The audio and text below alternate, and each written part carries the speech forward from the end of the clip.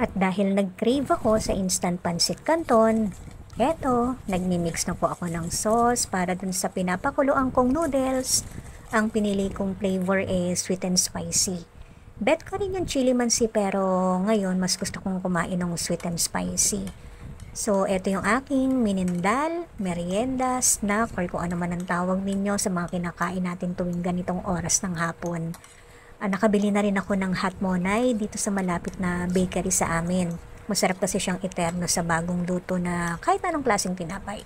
Pero masarap kasi yung hot monay dito sa amin pag gantong oras. Hindi ko lang nilalabas muna yung aking tinapay dahil once na maamoy yan ng mga alaga ko, magwawala tong mga to kasi favorite din nila ang tinapay. Teka, kunin ko na ha. Wait lang. At eto na po ang aking tinapay. Ire-ready ko na. So, syempre, dito sa side ko, nakaabang na yung mga alaga kong aso dyan. At hindi makukumpleto ang aking merienda kapag wala ang mainit na kape. Yan. So, tamang-tama na to sa aking minindal ngayong hapon. So, tara, merienda na po tayo.